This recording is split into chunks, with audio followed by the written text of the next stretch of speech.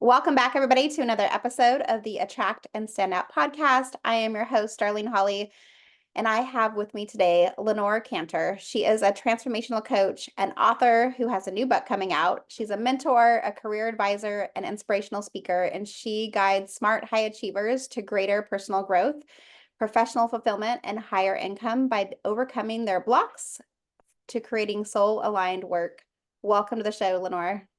Hi, Darlene. It's so great to be here.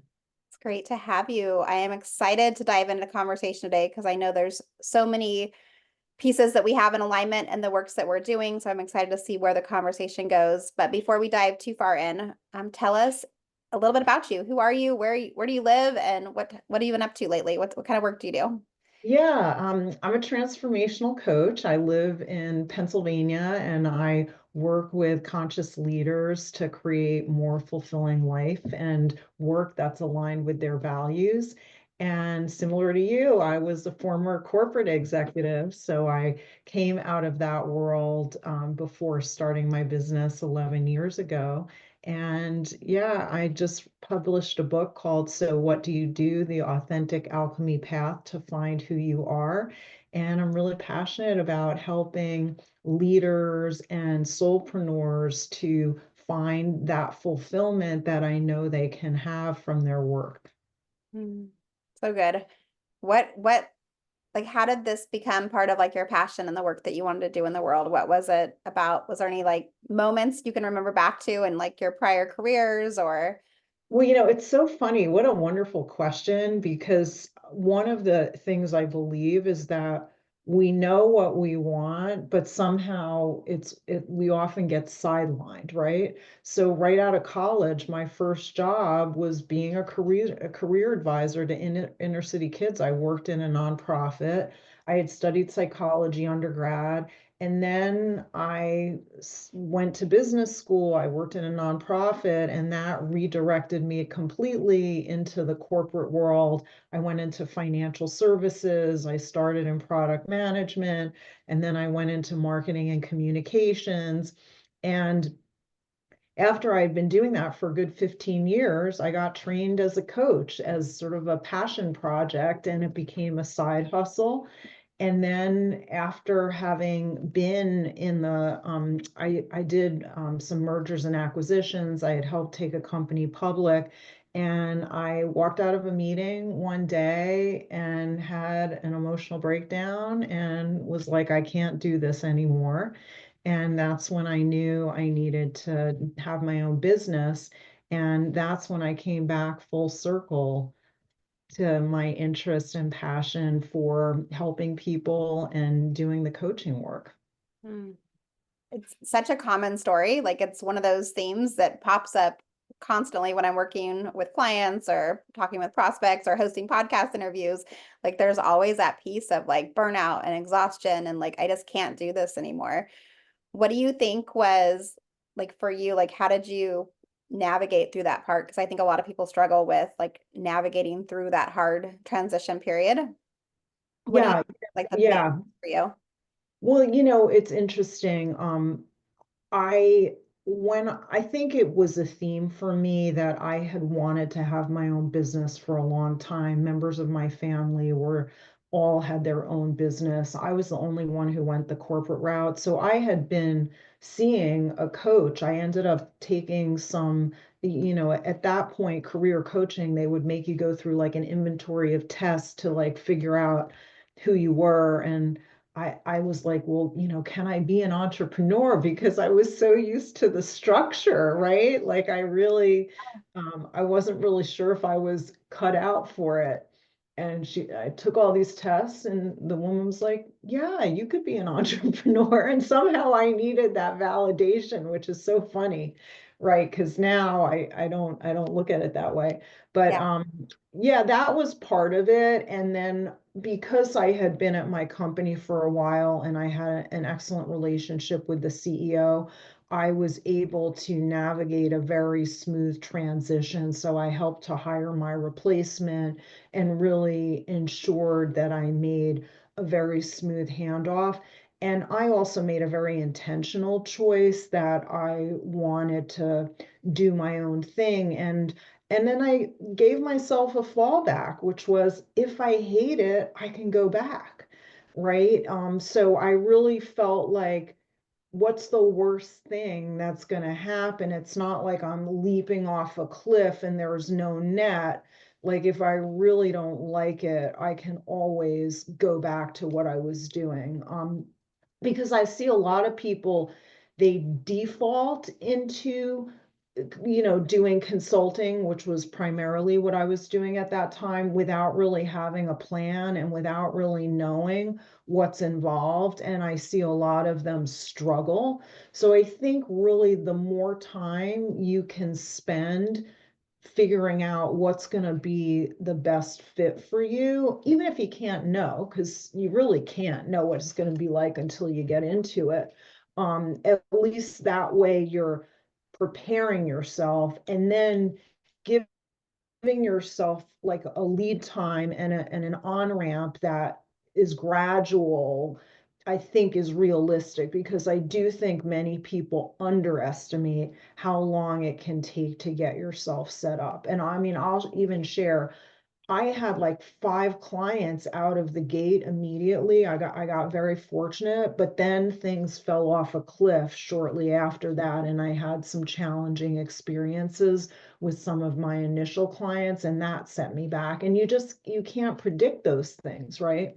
Yeah, it's definitely, well, entrepreneurship in general is a roller coaster ride. It is not for the faint at heart. It's never how you think it's going to be. Like there's always like the twists and the turns and all the different pieces that come with it. I know even when I started my business, I was trained as a business coach, gosh, almost 19 years ago now. And I left training and I was like, I got this. I'm going to go get a bunch of clients. I'm going to be making great money. I'm going to be able to help so many people. And I was fired up. And nothing was happening. I was having great conversations. I was meeting all these great people. I was going to every networking event. Everybody knew who I was. They were like, I always joke. I'm like, I felt like Norm from the show Cheers, like when I'd walk into the networking people, like everybody knew me, but it wasn't translating into dollars or to business for me to like really grow and develop the business. And it really took me like 2 years before I really started to understand like how to take somebody from like a great connection and like building that relationship and like slowly building it from there into trust, then getting them to, getting them for to send referrals over for them to turn into clients. And I think I had this like vision, like, oh, entrepreneurship's going to be easy. Like I can help everybody. And then I came from a retail background where I was used to helping the people that walked in the building. I never had to go get a client. I never had to be like, hey, come on in. I got this great special on a computer set or a TV or like whatever. So like that for me, it was that piece of like, how do you go from giving great customer service, but like marketing, getting them in the door, getting somebody who's in like, I'm in a place where I need something and I'm ready to buy. Oh my God, that's such a great story. And I would say my experience was very similar in the sense that I was a marketer, right? So I really knew how to market and promote other businesses, right? When you're doing it for yourself, it's really different. And the other thing is, marketing is not sales, Yes. right? Being able to promote and position yourself is really different than being able to sell and close business. And that was a huge learning curve for me. So I remember that was, and I think that's probably one of the hardest things for anyone who has their own business is, how do you sell yourself, position yourself, get new clients? I mean, that's a constant process of learning and, evolution.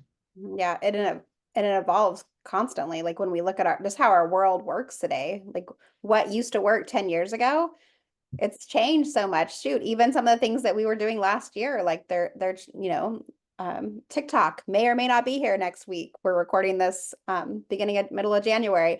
Like there's certain things where like you get used to something and then all of a sudden it's gone or it gets replaced or there's something new and shiny and like exciting out there and you're like you have to like pivot and be willing to adapt and change with what's going on in the marketplace. I think so often we're like I'm a creature of habit, if I'm honest. Like if I go to a restaurant, I'm Yeah. probably going to get almost the same thing every single time. Like I get into that rhythm and I think a lot of us are that way. we get into a rhythm of how we show up for our business, how we show up for work, how we build relationships, what events we go to, what things we want to do. And then something shifts, and sometimes we're resistant to that moment. And change takes change. Sometimes we might put our foot down and we're like, we're not doing it, like it's got to be this way. And then we slowly kind of come around to it, and we start to shift, and we go, okay, maybe this isn't so bad as it's not as bad as I thought it was going to be, or I can see myself moving this direction. How have you pivoted over the years with your Yeah, well, in my book, I actually outlined, my process. So in my early career, before I went to business school, I worked in the nonprofit sector, and then I was in financial services and technology for 20 years. So then I started my business, and my expertise was really go to market, so bringing new products to market. So I had named my business one thing, and people assumed it was something else. So about 5 years in, I realized I had to rebrand my business because people didn't really understand what I did. So I went from being the launch warrior to being the growth warrior. And and then more recently, I've made a pivot from doing outsourced chief marketing officer or fractional CMO work to really primarily focusing on the transformational coaching and my writing. yeah So I'm reinventing myself all over again. And I am very aware, just like you said, of needing to connect with new communities, building new relationships, and really showing up in different ways in different places or connecting with people in a different way than perhaps they knew me before. And I think this issue of reinvention, resiliency, adaptability, those are really important themes that everyone needs to embrace now. I mean, when you think about, obviously all the business disruptions that you've talked about, the environmental disasters, the new technologies, I mean, we're just in this world that's constantly changing. There's this expression, VUCA, volatility, uncertainty, change, and ambiguity. And, that's what we're dealing with now on a daily basis. And I think there's a whole new set of skills that people need to have because we can't get comfortable. Like, that's just not going to serve us. We need to learn how to kind of pivot and shift because we're not going to have a choice really. yeah I 100% agree. Like, gone are the days of being comfy and like Yeah, thinking we're in a rhythm, because usually when I get too comfortable and I settle in too much, and then all of a sudden I'm like, wait, things are moving really quickly, or things are shifting, or wait, what's working or what's been working isn't working any longer. And so like I feel like it's one of those moments. It's almost like kids. Like, I was just commenting with a friend the other day, like the days are long, but the years are short. Like, everything goes so yeah, quick. So sometimes I feel like that same type of feeling goes with our businesses and how we're showing up as leaders. Is like the days might feel really long. We feel like, I don't know if I want to do this anymore. It's hard, it's exhausting. Like, we have all those feels. And then before we know it, we're like, okay, like it's 2025, and it's like the next year, and we're back to planning and like refocusing. And so we're constantly in a position where we're able to do that, luckily, like whether it's through the calendar, or if it's just a reset for ourselves, like it's a new quarter or a new Monday or a new day, whatever that piece is. yeah, I don't think we can be complacent because that's when we get stuck. So I think there's something about having a curiosity and a willingness to sort of go with the flow. You were talking about, the cycles of business and the ups and downs. I really liken it to learning how to surf, right? You kind of need to go with the waves and right. And sometimes you're paddling Yeah. and there's not a lot is happening. And other times you catch a wave and it's just, you're in the flow. And yeah, and that's you got to learn how to ride it a little bit in order to get the pleasure when you can. And there are times when you just need to float. Yes. Yeah. And just wait and see what's going to come, what's coming next, what's on the horizon. Yeah, exactly. Yeah. And part of it, I know. is like us showing up as ourselves, being authentic to who we are, and trusting that we're going to pull in the right people and attract the right people to us. We're going to also trust that we're going to repel the people that are not a good fit for us, Yeah. are going to make our lives hard or make our businesses, have to work extra hard. Like there's that piece to it. What do you think are some of the secrets to like really showing up as ourselves and being authentic and vulnerable and real in those moments? Yeah, for me, authenticity has really three parts. There's the inner work, so it's knowing who we are and what we're good at, what we care about, what our preferences and priorities are, and also what don't we like, right? Like, because, the truth is, you want to play to your strengths, right? That's what you're going to be good at. And focusing on your weaknesses is not the way to go, right? You can always look to build areas where you need to, but you don't want to get sidetracked into not being in your zone of genius. And then there's how you connect with other people. So building those interpersonal relationships, how you message, right? How you communicate your value.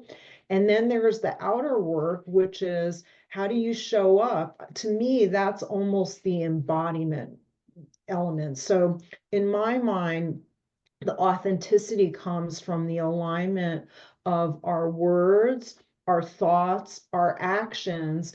Then there's the emotional element, there's the energetic element, and then there's the environment that we find ourselves in. And when you have all of those things that are aligned, you can feel like, your best and truest self. Yeah. Is that part, or how do you use that work when it comes to working with your clients and helping them show up in that way? So, my new framework, the Authentic Alchemy Path, has 8 steps that go through this inner, outer, and interpersonal work. I have another step at the beginning, which is called preparing, and that has to do with clearing. And it's all about embracing change and really stepping into the truest sense of who you are. In addition to my coaching training, I've done energy work and I'm working with the chakras, which are the energy centers through the middle of the body. People who have done yoga may be familiar with it, but it's really just, when you think about it, connection with source, your vision, your voice, your heart, your power, your creativity, and then, your sense of centering and grounding. And so I guide people through a process of clearing and connecting with each of those aspects of themselves so they're fully aligned and centered in their being. And once you have that, you're kind of unstoppable, right? Because whatever comes up, you know who you are in your center and you can respond accordingly. So to me, that's really what true authenticity is about, is really knowing yourself, what you care about, and being able to make these conscious choices to move forward with ease. Mm, so good. Can you give us an example maybe of a client that you've worked with or case study or whatnot, but like somebody who maybe a leader who was struggling with showing up off as their authentic self and showing up in the ways that they wanted to, but maybe they struggled in that moment of how you worked with them through that? Yeah, I'm thinking of I worked with a woman who was actually stepping into a very senior role at one of the top investment banks. She had been operating in a senior level in her old organization, but wasn't treated with respect. She had a boss that was keeping her down. Maybe this person felt threatened by her, and they really didn't give her the respect that she wanted and was worthy of. And it had really caused her, excuse me, it caused her ego to take a hit. And what we did, oh my God, my voice literally just Moment. disappeared. What we did was we helped her step into her, her new position with a very clear strategy and owning how she wanted to show up going forward. So a lot of our work together was about clearing Mm. that experience, which had been weighing on her and sort of tapping, sapping her confidence. And, we carry these experiences around with us, right, from the past until we make a conscious choice to let them go. So, we could have just focused on, okay, what's the strategy? What do you want to build for your team and stuff like that? But really, before we could even get to that, we had to help her ground into how did she want to show up? What did she want to be known for? Who was she? It was almost like a reclamation process of who are you now without the bad stuff from the past? What are the skills that you have that you want to bring forward to the future and that you want to lead from? And what are the things that maybe have weighed you down before that are no longer serving you? Let's let those go. So it was really helping her do a reset and creating a clear intention for how she wanted to show up going forward so she could execute on her plan and really step into that leadership that she wanted to bring forward. Mm. That's beautiful. I love when we can like really focus on like where do we want to go with this? And I love that you mentioned like leaving the past and like really finding where your strengths are, what you're good at, and like pulling that into your future in that moment. Because I think so often we can carry around so much, I don't know, they call it suitcases or baggage or like all the things from our Yeah, past, all the skeletons that are in our closet. And yeah, they're part of who we are and they're part of those pieces. But how do we shift into the person we want to be? How do we make sure that we're focusing and doing the work to put it yeah, to, make those tweaks, make those changes, especially when we're in leadership roles. Like we've all gone through life. We've all gone through stuff. Like I think there's a study that I read prior to the pandemic that said 70% of us have gone through some kind of traumatic hmm, experience that like yeah, altered, shifted, how we show up and how we take a claim in the world. And then if you add a pandemic on top of that, well, shoot, now all of us have gone through something, even the yeah. people that, hadn't been as gone through as big of experiences, those moments are there. So I think it's important that we look at those pieces too and like really carry them. I'm even thinking of, as we were talking about, as you grow, your interests also change. Oh So yeah. sometimes you get known for being one thing or doing one thing, and it becomes very easy to get locked or trapped in a box, right? And so, how do you break out of the box? You need to look to the future and then reposition yourself for what you want to be known for instead of looking at the past and who you were. And that can be a difficult transition for people. So that's another thing I help a lot of folks do, particularly career switchers or really anyone who's also, like the middle manager who's trying to step into leadership. Like you got to show up in a different way. You can't be the yes person. You can't be like, following someone else. You've got to be driving the strategy. You've got to delegate, right? So there are all of these different skills that you need to build as you're moving forward and choosing how you want to be in the future. Yeah. Yeah, absolutely. I love that. So when you think of the work that you're going to be doing as we enter into a new year, 2025, like what's next for you with your business, with how you're showing up? Like what are some things you want to have come to flourish this year?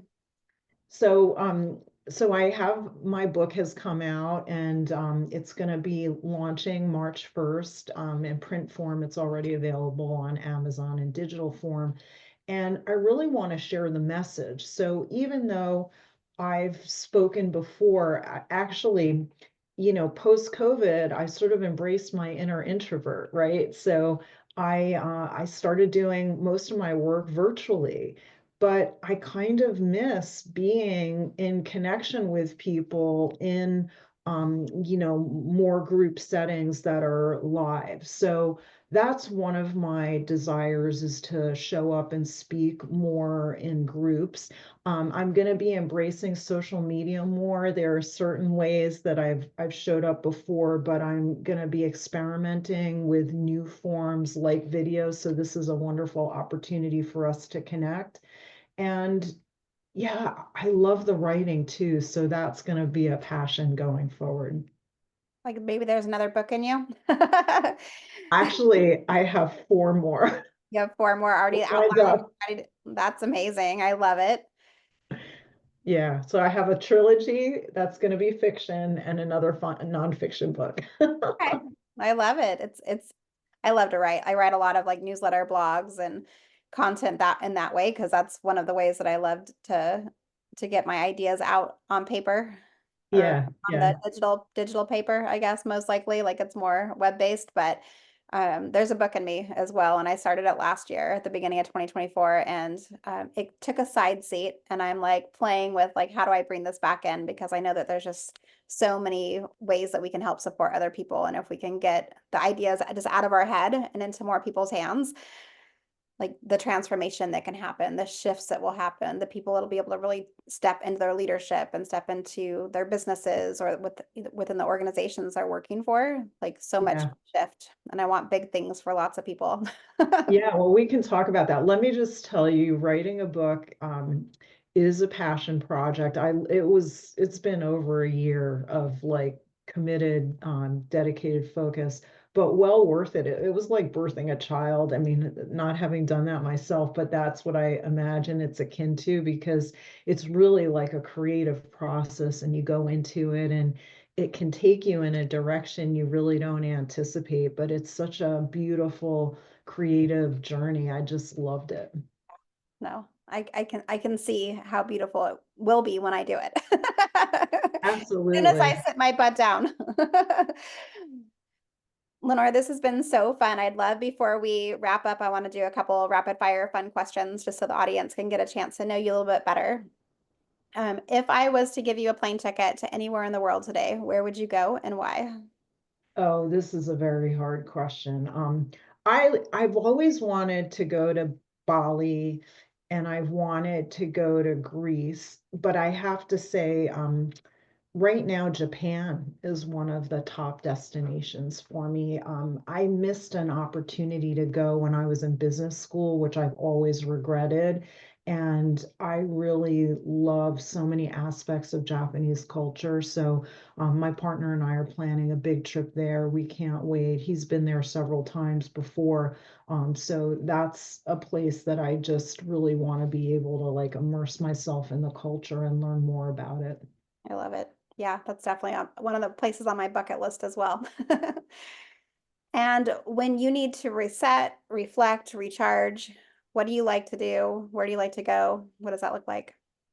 I have a cacao practice. So cacao is the pure form of chocolate. I use ceremonial cacao from, um, this comes from a brand in Ecuador, and I've learned how to lead the ceremony, and it's like my meditation. So that's one of the many practices I have in my shamanic studies. I do all sorts of different meditations and breath work and journeying. I work with crystals, love them. So I have a few different things, and I'm a big journaler. So that's another thing that helps me to kind of, get out whatever is coming through and just release it onto the page. Mm, beautiful. And if I was to look at your nightstand or curl up on a couch with you and watch TV, are you binge watching anything right now or reading something that is just Well, my nightstand usually has many self-help books. I've got a bunch of tarot decks there right now.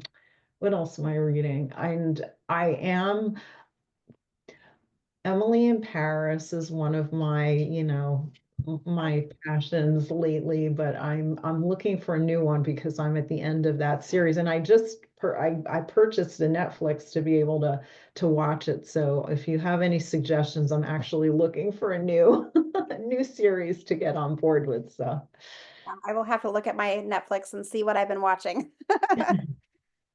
I love it. Well, as my last question for you, when you think about your core values, what do you think is one of your biggest core values, and how does it apply to the work that you're doing today? Well, we were talking about it. I do think authenticity is really important, and that relates to truth, it relates to connection, and just being in alignment. So that's definitely one of the things I try and keep in the back of my mind that I'm always looking to bring forward. So good.